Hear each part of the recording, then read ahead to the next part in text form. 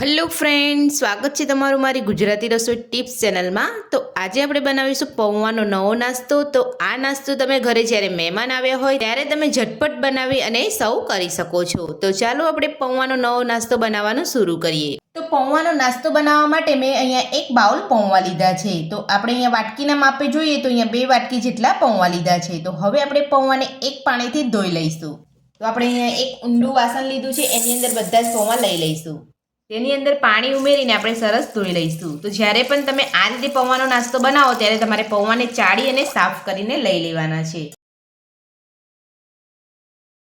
તો આ રીતે તમારે અહીંયા પાણીથી ધોઈ લેવાના છે। તો હવે આપણે બધું જ પાણી કાઢી લઈશું।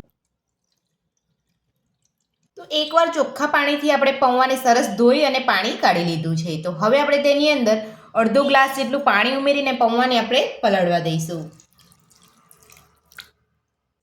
તો પૌવાને આપણે અહીંયા ફક્ત 5 મિનિટ માટે જ પલાળવાના છે, આપણે વધારે પાણીમાં નથી રાખવાના। તો પાણીની અંદર આપણે પલાળી રાખીશું એટલે પૌવા એકદમ સરસ અહીંયા પોચા થઈ જશે। અને આપણે અહીંયા મેશ કરવાના છે પૌવાને, એટલે તમે અહીંયા મેશ કરવા માટે આ રીતે પાણીની અંદર તમારે 5 મિનિટ માટે પલાળી રાખવાના છે। તો હવે આપણે 5 મિનિટ માટે પલળવા દઈશું। તો 5 મિનિટ થઈ ગઈ છે અને તમે જોઈ શકો છો પૌવા એકદમ સરસ અહીંયા પાણી પૌવાની અંદર ચૂસાઈ ગયું છે। તો ખૂબ વધારે પાણી અહીંયા નથી રહ્યું। તો હવે આપણે હાથની મદદથી પૌવાને મેશ કરી લઈશું, એટલે કે આ રીતે હાથેથી મસળી લઈશું। તમે જોઈ શકો છો અહીંયા ફક્ત 1 મિનિટની જ અંદર ખાસ્સા પૌવા અહીંયા સરસ મસળાઈ ગયા છે। તો પાણીનો ભાગ રહેશે તો અહીંયા ચિંતા નથી, કારણ કે અહીંયા આપણે અહીંયા હવે સોજી ઉમેરીશું। તો પૌવા મસળાઈ જાય એટલે આપણે એમાં સોજી ઉમેરવાના છે, અને સોજીની અંદર પાણીની વધારે જરૂર પડતી હોય છે। પણ તમારે અહીંયા એટલું બધું પાણી પણ નથી ઉમેરી દેવાનું। જો તમે અહીંયા વધારે પાણી ઉમેરી દેશો સ્ટાર્ટમાં તો તમારા પૌવા તમે અહીંયા હાથેથી મસળી નહીં શકો, બરાબર, અને પૌવા એકદમ સરસ રીતે આપણે અહીંયા મસળાય પણ નહીં। તો તમે જોઈ શકો છો પૌવાને આપણે હાથ વડે અહીંયા સરસ મસળી લીધા છે। તો હવે આપણે તેની અંદર 1 વાટકી સોજી ઉમેરીશું। તો 2 વાટકી આપણે અહીંયા પૌવા લીધા છે, તો એની અંદર આપણે 1 વાટકી સોજી ઉમેરી રહ્યા છે।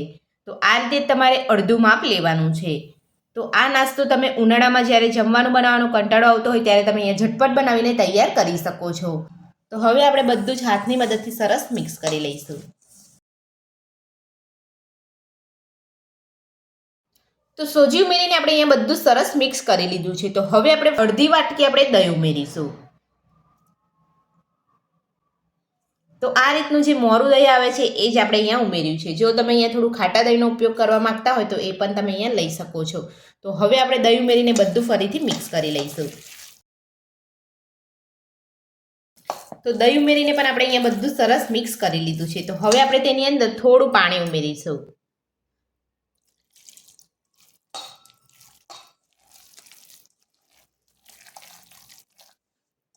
પાણી ઉમેરીને આપણે બધું જ હાથની મદદથી સરસ અહીંયા મિક્સ કરી લીધું છે। તો હવે આપણે ઝીણા સમારેલા શાકભાજી ઉમેરીશું। તો હું તમને અહીંયા બતાવી દઉં છું। આપણે અહીંયા ઝીણા કટ કરેલા ગાજર લીધા છે, આપણે અહીંયા ઝીણી કટ કરેલી ડુંગળી લીધી છે। તો ડુંગળીનું પ્રમાણ મેં અહીંયા થોડું ઓછું રાખ્યું છે। જો તમે અહીંયા ડુંગળી સ્કીપ કરી અને તમે અહીંયા કોબીસ લેવા માંગતા હોય તો તમે એ પણ લઈ શકો છો। અને આપણે ઝીણા કટ કરેલા ટામેટા લીધા છે અને ઝીણા કટ કરેલા આપણે કેપ્સિકમ લીધા છે। તો હવે આપણે બધું જ એની અંદર ઉમેરી દઈશું।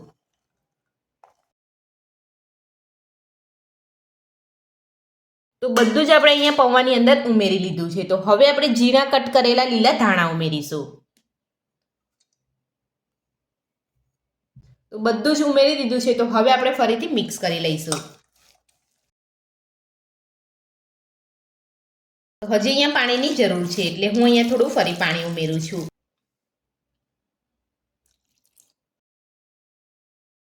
તો મારે 1 વાટકી પાણીની અહીંયા જરૂર પડી છે। તો આ રીતે તમારે અહીંયા બેટર બનાવી લેવાનું છે। તો બધું જ આપણે અહીંયા મિક્સ કરી લીધું છે। તો હવે આપણે તેની અંદર મસાલા એડ કરીશું। તો મસાલાની અંદર સૌથી પહેલાં નાની અડધી ચમચી જેટલો આપણે અહીંયા શેકેલા જીરાનો પાવડર ઉમેરીશું। સાથે જ અડધી ચમચી ગરમ મસાલો ઉમેરીશું।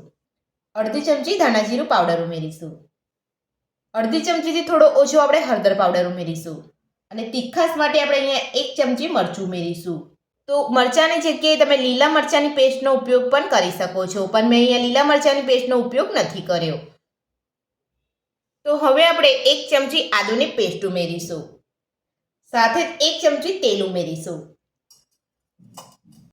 તો હવે આપણે સ્વાદ પ્રમાણે મીઠું ઉમેરીશું।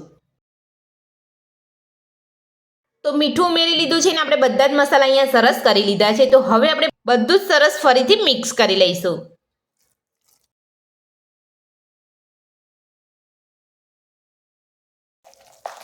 તો આ રીતે બધું સરસ અહીંયા મિક્સ કરી લેવાનું છે. તો હજુ અહીંયા થોડી પાણીની જરૂર પડશે. તો તમે જોઈ શકો છો આપણે અહીંયા થોડું હજુ અહીંયા કોરું કોરું લાગી રહ્યું છે, એટલે આપણે અહીંયા થોડું બીજું પાણી ઉમેરીશું.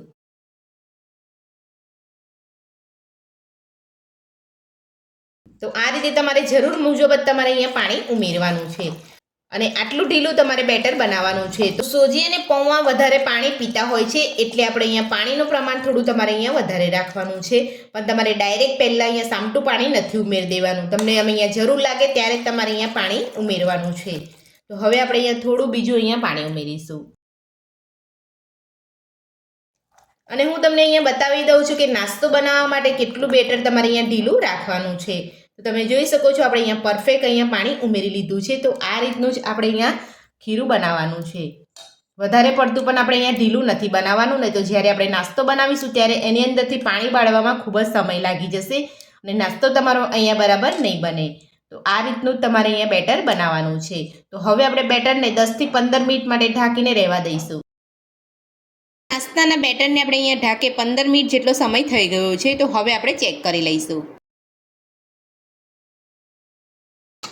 તો તમે જોઈ શકો છો આપણું ખીરું અહીંયા એકદમ સરસ સેટ થઈ ગયું છે. તો હવે આપણે તેમાંથી નાસ્તો બનાવી લઈશું. તો નાસ્તો બનાવવા માટે ગેસ ઉપર આપણે અહીંયા એક પેન રાખ્યું છે, તેની અંદર આપણે અહીંયા આ રીતે તેલ નાખી દઈશું. તો હવે આપણે તેમાં નાસ્તાના બેટરને લઈ લઈશું.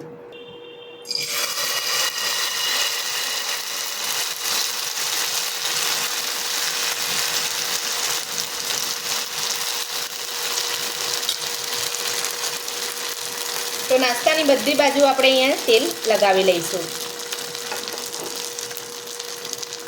તો હવે આપણે ઢાંકણ ઢાંકીને 3 થી 4 મિનિટ માટે મીડિયમ ગેસ ઉપર થવા દઈશું.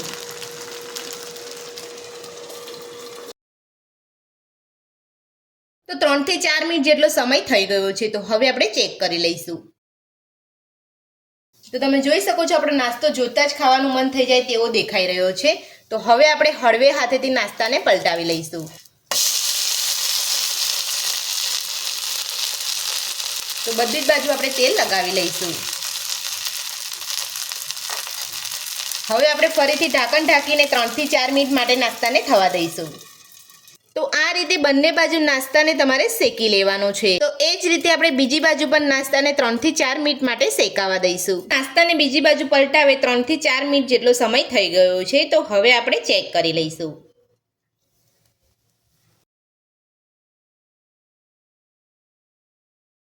તમે જોઈ શકો છો બીજી બાજુ પણ નાસ્તો આપણે અહીંયા સરસ કૂક થઈ ગયો છે. તો આ જ રીતે આપણે નાસ્તો બનાવી લઈશું.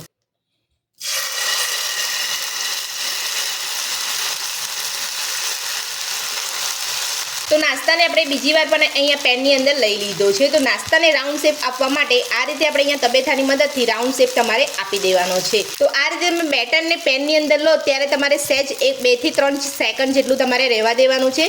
ત્યારબાદ તમારે આ રીતે તમારે તબેથાની મદદથી રાઉન્ડ શેપ આપી દેવાનો છે. તમે જોઈ શકો છો એકદમ સરસ અહીંયા રાઉન્ડ શેપ નાસ્તાનો આવી ગયો છે. તો હવે આપણે એ જ રીતે 3 થી 4 મિનિટ માટે આપણે ઢાંકીને નાસ્તાને થવા દઈશું. તો આ જ રીતે તમારે નાસ્તાનો રાઉન્ડ આકાર આપવાનો છે. તો બીજી વાર પણ મેં અહીંયા નાસ્તાને બંને બાજુ અહીંયા શેકી લીધો છે. તો હવે આપણે આ જ રીતે બધો જ નાસ્તો બનાવી લઈશું.